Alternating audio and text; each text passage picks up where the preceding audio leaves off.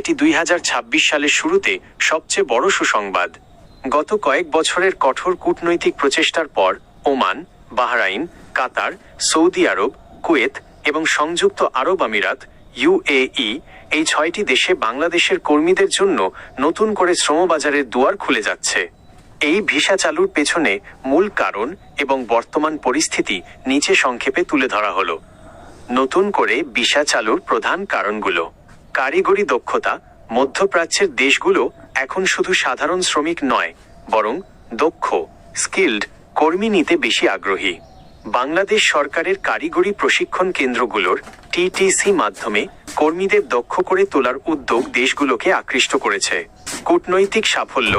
2025 সালের শেষ দিকে বাংলাদেশের অন্তর্বর্তীকালীন সরকার এবং মধ্যপ্রাচ্যের দেশগুলোর মধ্যে উচ্চ পর্যায়ের বৈঠকের ফলে ভিসা নিষেধাজ্ঞা বা কড়াকড়ি শিথিল করার সিদ্ধান্ত নেওয়া হয়েছে।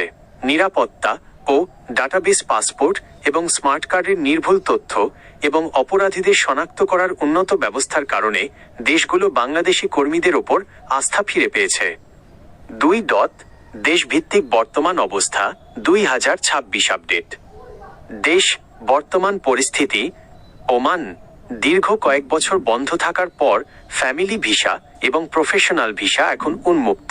সিজনাল কাজের জন্য নতুন কোটা ঘোষণা করা হয়েছে। বাহরাইন ভিসা জটিলতা কাটিয়ে নতুন ক্যাটাগরিতে বাংলাদেশিদের জন্য ভিসা প্রক্রিয়া শুরু করার প্রতিশ্রুতি দিয়েছে বাহরাইন সরকার। কাতার নির্মাণ খাতের পাশাপাশি এখন সেবা খাত, সার্ভিস সেক্টর এবং হাইটেক জবে বাংলাদেশিদের জন্য বিশেষ কোটা রাখা হয়েছে। ইউএই লেবার ভিসা বা ভিজিট ভিসাকে কাজের ভিসায় রূপান্তরের জটিলতা অনেকখানি কমানো হয়েছে। 3. নতুন করে যাওয়ার জন্য আপনার যা করা উচিত। দক্ষতা বৃদ্ধি।